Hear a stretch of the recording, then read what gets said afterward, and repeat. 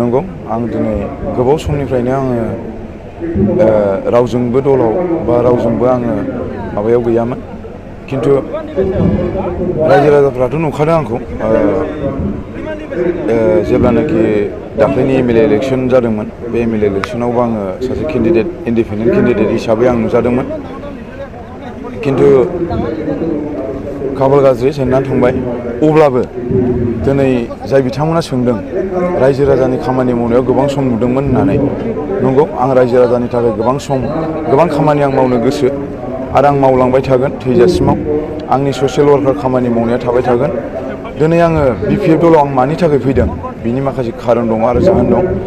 दिनै बेनो जाहैबाय दिनै आङो गोबां मानसिफ्रा आंखौ कुइसन खालामदों आरो फन खालामनानैबो बुंहरबाय दिनै नोङो मानो रुलिं गभर्नमेन्टआव दङ बेयाव हाबा बादिनो मानो बिपिएफ दलाव थांखो होननानै दिनै आङो बिनि एन्सारखौ आं दिनै फंनैसोबाबो आं दिनै होगोन दिनै आङो नंगौ आङो रुलिं गभर्नमेन्ट बा बबेबा सरकारखौबो आं बखिनो थाङा दिनै जि सरकारा दानि रुलिं गभर्नमेन्ट सरकार बे सरकारा दिनै 5 बोसोर 3 बोसोर थांबाय खिन्थु निउसनि गेजेरजों बिथां सारमोना बुंदोंमोन जे बिपिएफ दला 15 बोसोर सरकार सालायनायाव मावनो हायैखौ जोङो 5 बोसोरावनो जों मावफुंनानै होजोबगोन होननानै नाथाय 3 बोसोराव बिथांमोननि जि खामानि मावनाय बेखौ जोङो नुनो मोनदों जेबो डेभेलपमेन्ट गैया होननानै दिनै नंगौ खामानि मावदों मावनाया खिन्थु माखासे बुस्थुआव बिपिएफनि जि खामानि आद्रा थानाय बा मावफ्रामनाय बेफोरबायदिखौ आं मावदों होननानै आं गोबां खोनादों आरो नुदोंबो दिनै गोबां निउसनि गेजेरजों जेब्लानाखि बिटिसि इलेक्सन सरकार दायि समाव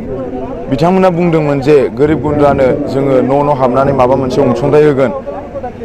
दिनै गोबां मानसिनि सिगाङाव निउसाव बुंदोंमोन जे जोङो बिमा माहारिफोरनो बिदिनो माबा मोनसे जोङो राहा लामा दिन्थिना होगोन बा होगोन होननानै दिनै जोङो सासे मानसिखौबो जोङो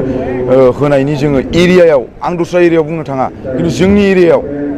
जोंनि बामोनगाव जि चिरां 13 समस्ति बे 13 समस्तियाव आं दिनैसिमाव आं हैनाय नुवाखै खिन्थु दस्रायाव होदों होआखै आं बेखौ मिथिया खिन्थु बिथांमोननि जि दानि सरकार सोलिबाय थानाय बे सरकार सोलिनाया निस्सय 5 बोसोरनि गेजेराव बियो गोग्लैसिगोन होननानै आं सानो मानो होननानै बुङोब्ला बेयो आंनि बाथ्रा बुंनाय नङा दिनै रायजो राजानि गामि एरियायाव ओनसोलफ्राव दिनै आं गोबां प्रग्राम खालामो बैसागु प्रग्राम बल खेला फुटबल खेला बेफोरबायदियाव आङो थांनानै दिनै आङो प्रग्राम खालामहैयो बेवहाय आङो गोबां पाब्लिकफोरनिफ्राय निउस मोनो दिनै सोरबा लिडारनि सिगाङाव सोरबा गैयै मानसिया थाङो माबा मोनसे अनसुंथाइ बिनो थाखाय दिनै सैमा बायदि बाहायहरो दिनै लिडारा सोर लिडारा पाब्लिकफोरनि लिडार दिनै लिडारखौ मानो बानायो सोर बानायो दिनै लिडारखौ सासे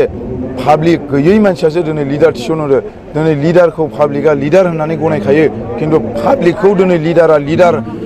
होननानैबो दिनै सनमान होफिननो रोंनांगोन मानो होनना बुङोब्ला सोरबा गैयै मानसियासो सोरबा लिडारखौ थिसनहरो बिनि थाखायनो जाय दानि सरकारनि रुलिं गभर्नमेन्ट सरकारनि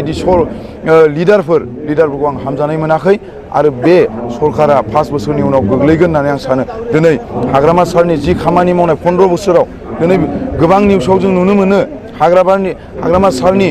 जि खामानि मावनाय बेयो सिम्बल मोनसेबो गैया होननानै दिनै सोर बुंदों गैया होननानै दिनै सोरनि मावनायाव जों थाबायगासिनो दं सोरनि स्कुल लुनायाव जोङो दिनै फरायगासिनो दं उन्दै गथ'फोर सोरनि खामानि मावनायाव दिनै जोङो थाबायगासिनो दङ सोरनि मावनायाव दिनै जोङो फरायगासिनो दं डक्टर हस्पिटाल दिनै जों बुंनो थाङोब्ला गोबां रोखोमै जोङो मावनानै दिन्थिदों दिनै सारा बिनि थाखायनो आं सारजों दिनै जिरायथ'नाय पार्टिब्लाबो दिनै आंनि साननायाव नेक्स्ट जि 2005 बा एमपि इलेक्सन बे इलेक्सनाव निस्सय देरहाथारगोन आंनि मोनसे साननाय आरो रायजो राजानि बिसिबां मानि आङो चिरां डिस्ट्रिक्टखौ आं गिदिङो बे चिरां डिस्ट्रिक्टनि गिदिंनायाव आं निउस मोननाय बायदिब्ला बिपिएफजों फुल सापर्ट आरो निस्सय मोननैबो थांखियाव सहैथारगोन होननानै आं सानो आरो मोनसे खोथाया बेनोबाव दिनै आङो बिटिसिनि बड'लेण्ड टाइगार होननानै आङो हाग्रामा सारखौ आं गनायना लायो आरो पाब्लिकफ्राबो अरायसम बिथांखौ बिदि नाम होननानै बुंनानै गाबज्रियो खिन्थु सारासो खोनायो ना खोनाया बेखौ आं मिथिया खिन्थु आंनि खोमायाव आं खोनायो।